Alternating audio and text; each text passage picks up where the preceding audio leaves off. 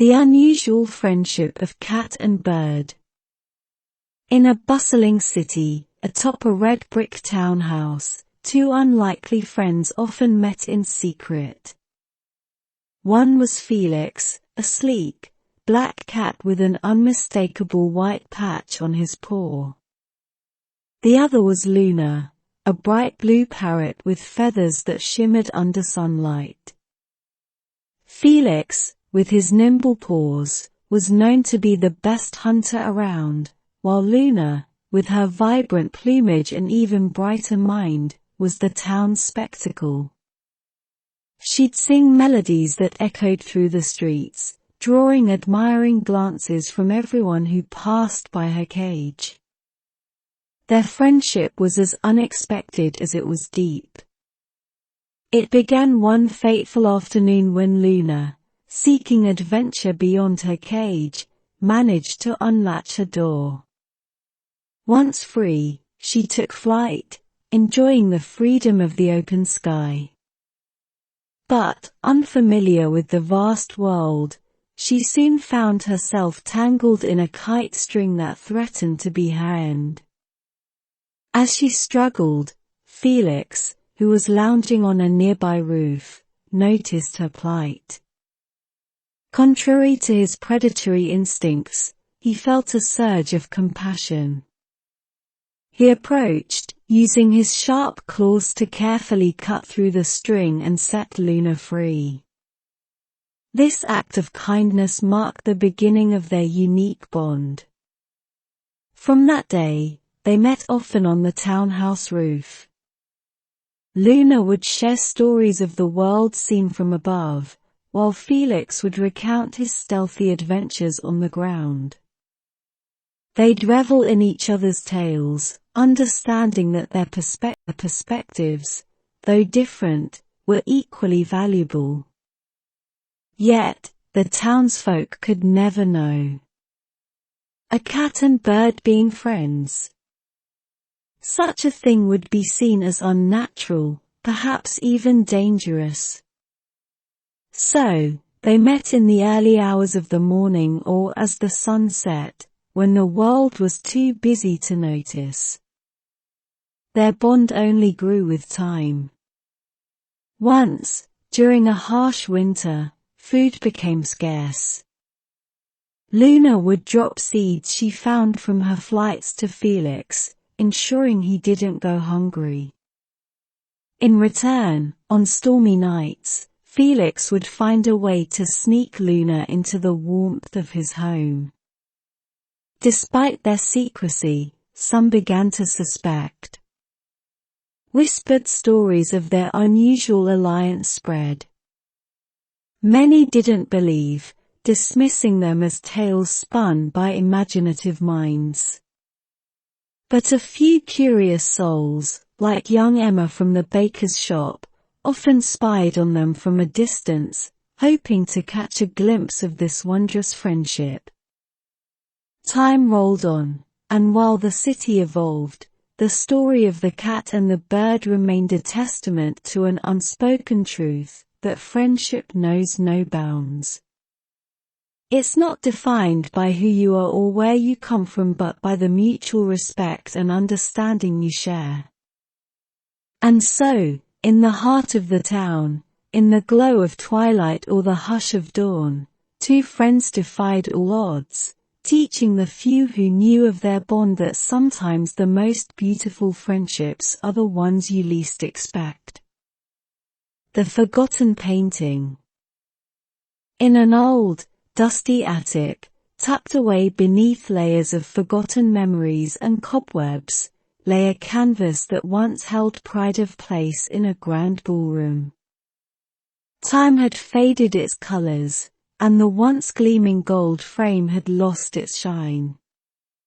Yet, there was something enchanting about it, a hidden allure that hinted at its past splendor.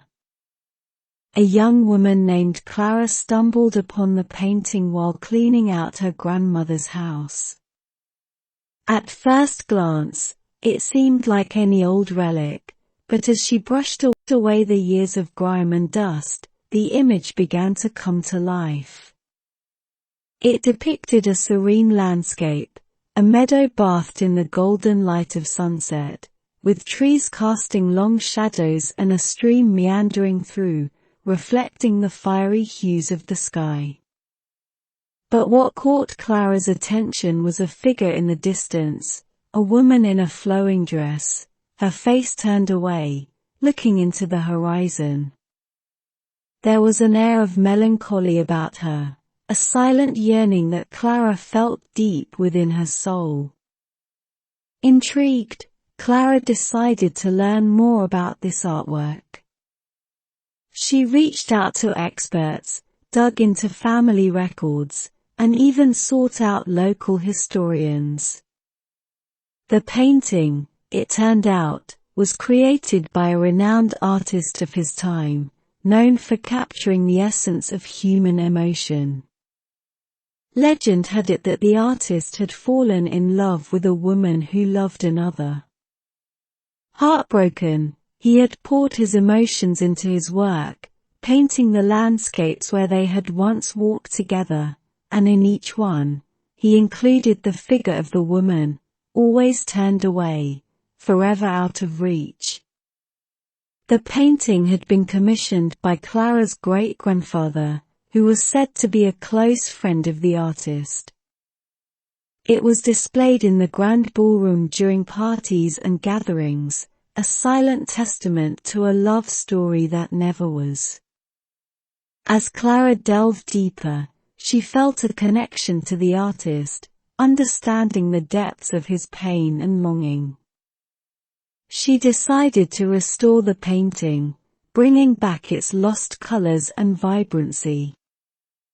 And once it was restored, she hung it in her living room, a reminder not only of her family's history but also of the universal truths of love, loss, and longing. Word spread about the rediscovered masterpiece, and soon, art enthusiasts from all over came to see it. The painting became a symbol of timeless love, a testament to the emotions that bind us all, regardless of time or place. And as for Clara, the painting changed her life in ways she had never imagined. It ignited a passion for art and history in her, leading her to open a gallery where she showcased forgotten masterpieces, each with a story to tell.